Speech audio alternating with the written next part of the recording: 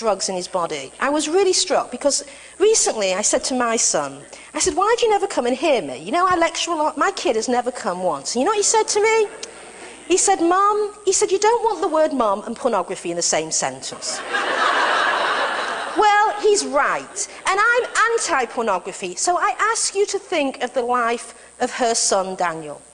What was it like to grow up with your mother as the joke of the whore of America?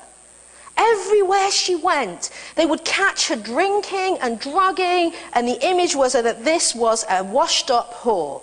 No wonder that kid felt the way he did. You know, and now there's another kid being in all this horrible media frenzy, and this is what happens to women in the media industry, and it's even worse in the pornography industry. Next slide. Now, no woman has done more to conform to patriarchy than, of course, Pamela Anderson. She has made and remade her body, surgery after surgery. And what did she get for her trouble? First Tommy Lee and then Kid Rock. There's a lesson in this about conformity, let me tell you. There's a real lesson in this. Next, please. Now, of course, if we're going to tell the story of pornography, it has to be front and centre the story of Jenna Jameson. She is really the first ever real porn star. Because a porn star is a woman who moves seamlessly from pornography into mainstream media. And indeed, this woman does. She is a woman that you can look at and say, you know what? I might want that life. Nice clothes, nice cars, big house. Before Jenna Jameson, there was never really a woman you could look to who had got some mainstream celebrity status from being in pornography. Now let me ask you a question. When you look at this woman's life and what's stretching in front of you is minimum wage in Walmart, what looks attractive? Especially given that you probably watch E! Entertainment all the time and she's just having a ball of a time here. Now, let's think about this woman's life. She was the product of a cold father. Her mother died. She ran away at 16 to go into the strip clubs of Las Vegas. When she went to audition, they said to her, you look too young. And she had braces on her teeth. She went into the bathroom and with a pair of pliers, she ripped her braces off. Gang raped by a rugby team as a teenager, left for dead, raped again at 19 by her boyfriend's uncle, almost dead with drugs at 20. This is some life. And yet she is unusual. Why is she unusual? Because she made it to 30 alive and rich. And that is two very unusual things in the pornography industry. And she is held up as the star. Now let's really talk about the other person we would have to discuss if we're writing the history of pornography today. And of course it's our friend, the mega pimp, next one, Howard Stern. Now, Howard Stern has fronted for the pornography industry almost from the very beginning of his career. And I know for many of us our rage when we see this man is intense. But I want us to remember who Howard Stern is. He is a pathetic human being who is supported by billions of dollars of American capitalism. And I'm going to just show you some of the links around Howard Stern. First of all, he was last year the second largest paid entertainer in the world, behind Tom Cruise. He made $302 million last year. Right? This, again, fantasy, hello, not fantasy, money. In August 2005, now what I'm going to do is I'm just going to take you through a little bit of who supports him. And I'm going to do this because I want you to see how pornography and pop culture are intertwined economically. In August 2005, Howard Stern revealed on his show that he had signed a deal with in-demand networks for an on-demand subscription to his show. This was in-demand's first premium video offering, so they chose Howard Stern as their first premium offering. Now, in-demand is the nation's largest pay-per-view distributor, reaching over 50 million households. It is owned in part by Time Warner and Comcast. Time Warner also owns HBO, which of course regularly features pro-pornography documentaries late at night that normalises pornography. Time Warner also owns WB Network, which did a reality show with Ron Jeremy, the porn star whose hundreds of movies include, I'm going to read you some of his titles, and this is the person that Showtime decided that the WB network pushed forward in their reality show. Let me tell you what Ron Jeremy's films are: White Trash Whore, Black Babes in Heat, and Girls of the Third Reich. That's just a few of them. By the way, he's on the college circuit lecturing. Any of you had him in your colleges yet? Yeah, he's coming to Simmons, across the road to me, right? And they're paying him $12,000. If that's not an insult and a slap in the face, I don't know what is. Okay? WB is the first network ever to employ a porn actor on a regular basis. Time Warner also owns Sports Illustrated. Next one, please.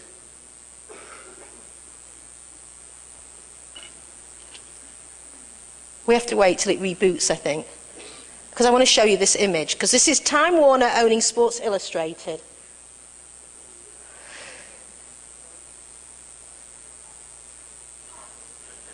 Is it coming?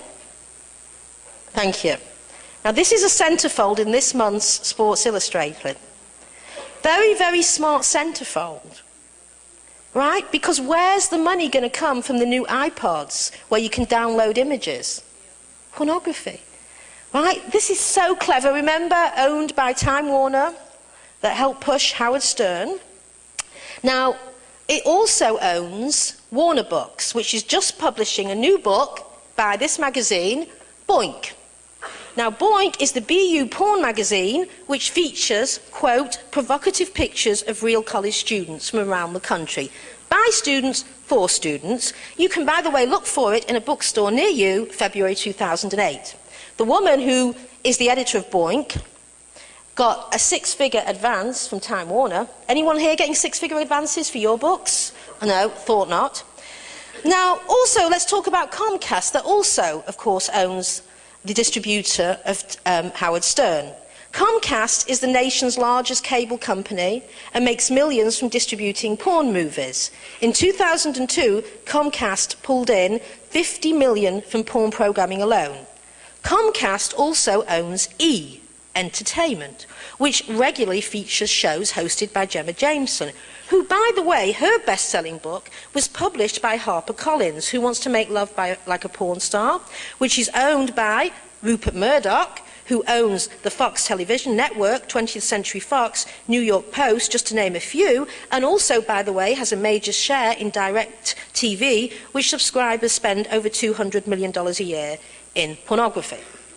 It's connected. It is inextricable. You cannot pull the two apart.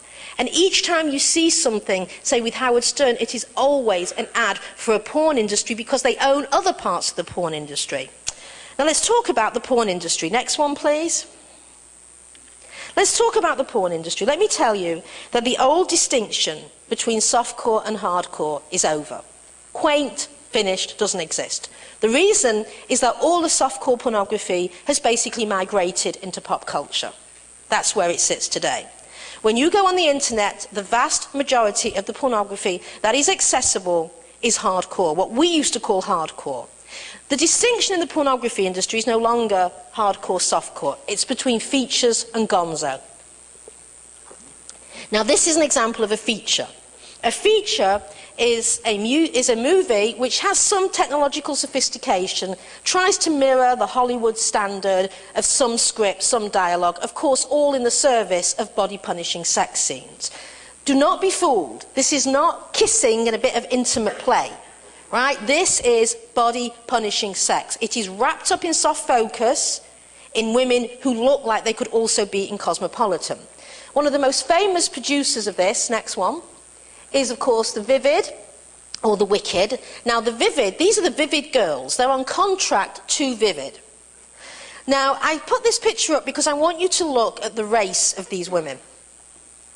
You will virtually never find African-American women in feature.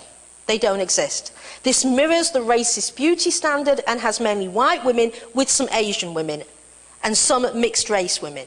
Now, what's interesting is that any woman who's not clearly white, they're very careful to fudge what her race is. So once they had a picture of a woman who looked clearly Latino, and what they said is she has a lot of white blood. That's how they described her.